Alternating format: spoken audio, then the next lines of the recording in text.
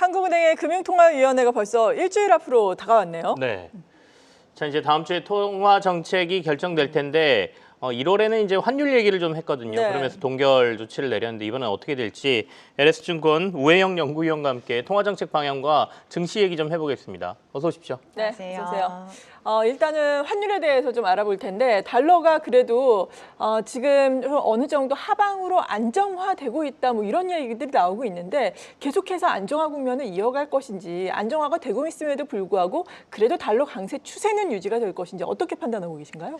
네, 최근에 달러 인덱스가 좀 하락을 했습니다. 네. 달러 인덱스가 약세를 보였던 이유는 크게 세 가지가 있었던 것으로 분석을 하고 있는데요. 첫 번째로는 1월 미국 소매 판매가 좀 부진하게 발표가 된 점 역시 달러 인덱스 약세에 기여를 했고요. 두 번째로는 트럼프 대통령의 상호 관세 이걸 4월 1일에 하겠다라고 유예를 했던 점 역시도 달러 인덱스 하락. 그리고 최근에 이제 미국하고 러시아가 이제 그 고위급 회담을 17일 시각 네. 아마 사우디아라비아에서 진행을 할 겁니다. 거기서 이제 우크라이나 종전 관련된 협상을 또 할 예정이어가지고 그런 것들 전반적으로 달러 인덱스 하락에 기여를 했습니다만 원달러 환율이 어떻게 됐는가를 보시면 1,440원 정도까지밖에 못 빠졌습니다. 네. 그렇죠. 네, 달러 인덱스가 거의 12월 저희 그 계엄 선포 당시 때 근처까지 하락했음에도 불구하고 원달러 환율이 여전히 1,400 중반대에서 움직였던 점을 감안을 한다면 여전히 국내 정치 이슈, 전국 불안, 국내 네. 경제에 대한 불안감 이런 것들이 원화 약세에 대한 역할을 하고 있다라 분석을 하고 있거든요.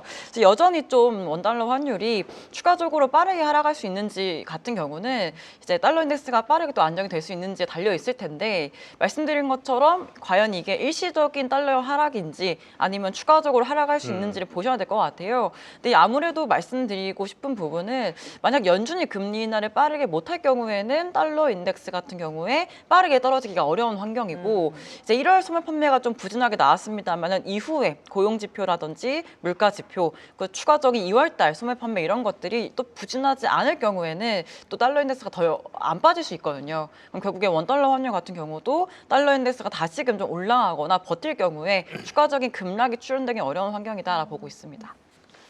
그래도 이제 12월하고 1월과 비교해 보면 그래도 어느 정도 외환 시장이 조금 안정화돼 있는 모습은 보이고 있어요. 물론 레벨은 1,300원대에서 네. 이제 완벽하게 1,400원대로 올라와 있는 느낌이긴 하지만 그렇다면 이제 다음 주에 금통위에서 지난달에는 이제 환율 얘기를 했으니까 환율이 좀 안정됐다라고 보면 이번에는 금리 인하의 가능성이 좀 더 높아진 것 아닌가라는 생각도 해보는데 어떻게 전망하고 계세요? 네, 근데 좀 고민이 되는 부분이 이건 네. 것 같습니다. 원달러 환율이 왜 빠졌는가일 것 같아요. 그러니까 앞서 말씀드렸던 것처럼 달러 인덱스가 떨어졌다, 원달러 떨어졌다. 물론 동의를 합니다. 다만 달러 인덱스가 떨어진 하락한 부분만큼 원달러가 빠졌는가라고 하면요, 사실 아닌 부분이 있거든요. 네. 그러니까 달러 인덱스가 거의 이제 그 계엄 선포가 된 12월 초 부근 근접을 한 상태인데 원달러 환율은 그만큼 못 빠져 있는 상태잖아요. 그러니까 여전히 이런 정치 불안, 국내 경기에 대한 불안 이런 것들이 원화 약세 조금 더 촉발을 시키고 있다라는 거는 1월과 동일한 상태라고 보고 있습니다.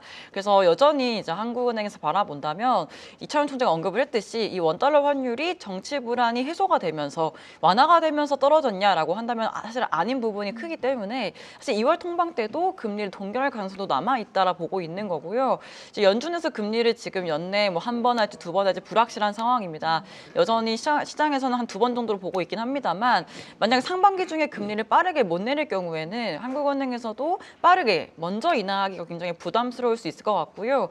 즉각적으로 금리를 인하를 했을 때 경기가 바로 살아나는 것도 아니기 때문에 지금은 금리 인하로 경기를 살리자 이것보다는 추경을 좀 빠르게 합의를 해서 좀 경기가 좀 돌 수 있게끔 내수가 좀 부양될 수 있게끔 적정한 곳에 타겟을 해서 추경이 먼저 집행되는 게 먼저이지 않을까라 보고 있어가지고 지금 당장 뭔가 금리를 인하하는 득과 실을 따져봤을 때 득보다는 실이 조금 큰 시기이지 않을까라 여전히 판단을 하고 있습니다. 네, 그러니까 내수가 지금 너무나 안 좋은 상황이기는 하지만 환율은 여전히 부담이 되고 있고 그리고 미국도 기준금리를 지금 내리지 않고 있는 상황 여기에다가 뭐 경제 지표가 너무 미국은 또 잘 나오고 있으니까 네. 하느니 또 기준금리를 계속 계속해서 인하하기는 좀 부담스럽다라고 말씀해 주셨는데 그렇다면 한은이 상반기 내에는 미국처럼 지금 미국에서 이야기가 나온 것처럼 추가적으로 금리 인하가 좀 힘들 것이다. 미국을 보고할 것이다. 이렇게 보시는 거예요?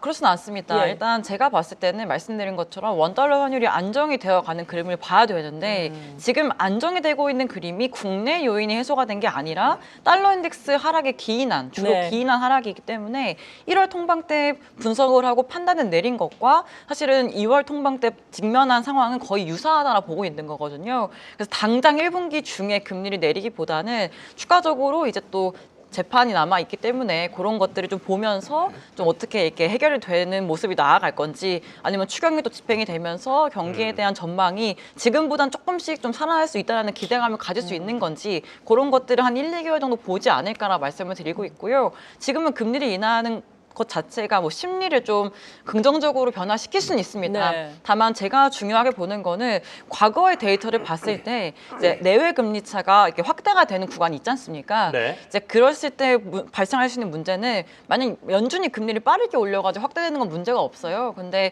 한국이 먼저 금리를 인하를 하면서 다시금 이게 확대가 될 경우에는 원달러가 좀 다시 빠르게 상승할 수 있는 데이터가 있었거든요. 그래서 지금 만약에 데이터를 동일하게 본다면 지금 이제 미국 기준금리 4.5%, 한국 3%, 150bp가 지금 벌어져 있는 상태인데 이번에 한국은행이 금리를 먼저 인하를 하고 만약 2분기에 추가적으로 인하를 한다면 네. 다시금 200bp로 확대가 되는 거지 않습니까? 물론 경험을 한 레벨이에요. 네네. 하지만 벌어진 이유가 미국 연준이 인상을 해서가 아니라 한국이 먼저 내려서 경기가 안 좋아서 내려서 이런 움직임이라면은 과거에 좀 봤을 때 원달러 환율이 다시금 올라가거나 아니면 높은 환율이 조금 더 오래 유지가 될 가능성이 있어가지고 지금보다는 조금 한 2분기 중에 금리를 내리는 선택이 낫지 않을까라 말씀을 드리고 있어요. 그럼 우영권님께서는 일단 다음 주에 금리 인하 가능성을 좀 낮게 보시는 거네요. 네, 맞습니다.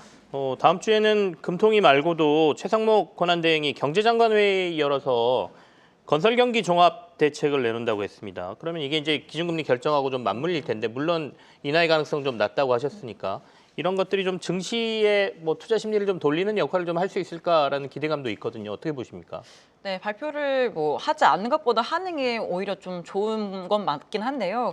전반적인 투심을 회복시킬 수 있느냐, 전 섹터에 걸쳐서 이제 투심을 회복시킬 수 있는지는 미지수인 것 같습니다. 네. 사실 건설 경기 관련된 종합 대책 이런 것들은 건설 섹터 관련해서는 조금 분위기를 좋게 하거나 아니면 또 턴어라운드 할 수 있는 기회로 접근할 수가 있을 텐데 사실 이게 지방 건설사 아니면 중소 건설사 측면에서의 좀 살리는 움직임 아니면 지방 쪽의 부동산을 조금 이제 좀 부진하다 보니까 고기를 조금 이제 살릴 수 있는 부분으로 집행이 된다면은 말씀드린 것처럼 건설 기업들 내지는 중소 내지는 지방 건설 기업들 같은 경우는 수혜를 볼 수가 있습니다만 사실 전반적인 투심을 회복시키고 경기를 회복시킬 수 있느냐는 사실 미지수고 불확실한 상황이지 않습니까? 네. 그래서 발표가 되는 것 자체는 물론 긍정적인 이슈긴 합니다만 우리가 생각했을 때 국내 자산, 원화 자산에 대한 매력도를 높일까라 한다면 아닐 수 있겠고 특정 섹터에 좀 국한된 긍정적인 좀 영향이 있지 않을까라 분석을 하고 있습니다.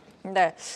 그리고 뭐 미국의 관세와 관련된 이슈는 계속해서 지속되고 있잖아요. 상호 관세. 대표적으로 우리나라 같은 경우에도 4월 1일에 자동차 관세 부과가 된다면 수출에 또 빨간불이 켜지게 되는 것이고 상호 관세 계속해서 이렇게 부과가 정말로 된다면 미국의 물가에도 또 빨간불이 켜지는 거잖아요. 네. 이 부분에 대한 우려는 실제로 어떻게 나오고 있습니까?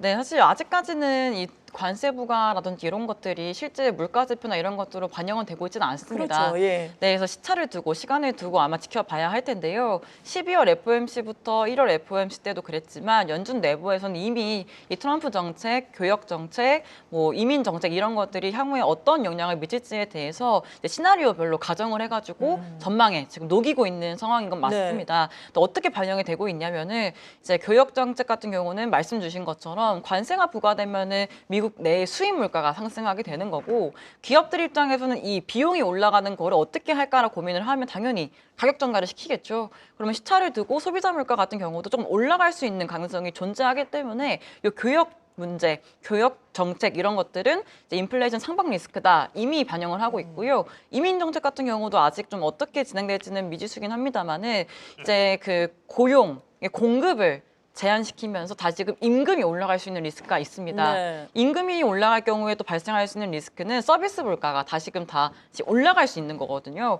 그래서 또 시간을 두고 바라봤을 때 이 이민 정책 역시 물가를 상승시킬 수 있다. 이렇게 지금 분석을 하고 있습니다. 그럼 당연히 우리가 물론 이게 예상을 하고 기대를 하고 있는 부분이 지금 있지만 교역 정책이 실제로 4월 1일부터 관세가 보편적으로 또 부과가 되고 아니면 캐나다나 멕시코 같은 경우도 3월 달부터 또 집행이 되지 않습니까? 네. 이런 것들이 시간을 두고 실제 수입 물가를 끌어올리고 이제 물가를 올리는 것까지 보기에는 한 2분기 말 내지는 3분기가 되어야 녹여질 것 같아요. 실제 지표예요. 네. 그러면 그때 사실 발표되는 물가 지표나 사실 그 뭐 경제 지표 이런 것들을 바라봤을 때 연준이 물가가 더 올라갈 것 같다. 아니면은 뭐 물가가 안 빠질 것 같다. 라는 평가가 있다면 6월 FOMC 때 전도표를 또 발표를 하지 않습니까? 그렇죠. 이때 뭐 연내 금리 인하를 더 뭐 줄인다든지 아니면은 뭐 최종적인 목적지인 뭐 최종금리 레벨을 올린다든지 이런 식으로 갈 수가 있는 문제인데 사실 이건 아직까지 저희가 보지 못하는 데이터여가지고 그렇죠. 뭐 지금 당장 3월 FOMC 때 어떻게 할 건지 뭐 5월에 어떻게 할 건지를 판단을 하기엔 조금은 부족한 데이터인 것 같습니다.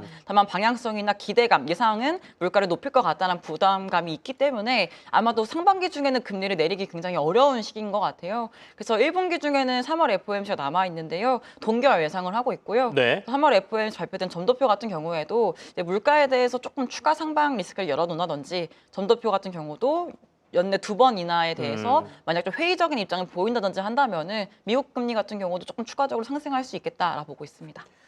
그렇다면 지금 이제 국내 지수가 코스피가 2,600선으로 오랜만에 올라와 있는 상태인데 네. 말씀하신 거 종합해서 투자 전략을 제시한다면 지금 투자들 어떻게 해야 됩니까? 일단은 저는 여전히 변동성이 큰 구간이라고 보고 있습니다. 네. 달러 인덱스 관련해서도 뭐 추가적으로 올라갈지 떨어질지 굉장히 변동성이 높고요. 원화 같은 경우에도 정치적인 리스크가 앞으로 빠르게 완화될지 아닐지 불확실하고 또 원화 자체에 대해서는 경제 전망을 해봤을 때 최근에 일각에서는 1.2%까지 전망치를 낮추고 있는 모습들이어가지고 원화가 강해지기 굉장히 어려운 좀 환경인 것 같습니다. 그래서 원달러 환율이 빠르게 하락하기 어려운 구간이라면 이제 외국인들도 섣불리 빠르게 들어오기 어려운 사실 네. 시점인 것 같거든요. 그래서 국내 투자자들도 국내 자산을 바라볼 때 조금은 보수적인 관점에서 보자라는 입장을 가지고 있고요. 특히 채권 시장 같은 경우에는 반대인 것 같습니다. 우리나라 금리 같은 경우가 조금 더 하방 리스크가 큰 것 같아요.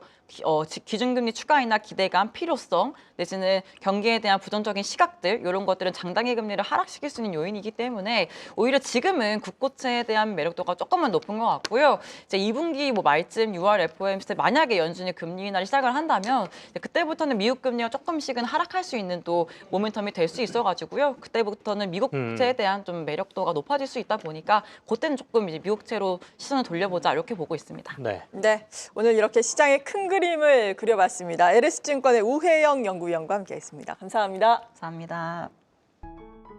계속해서 다양한 경제 이슈를 알고 싶다면 구독과 좋아요, 알림 설정 부탁드립니다. AI 캐스터 권미정이었습니다.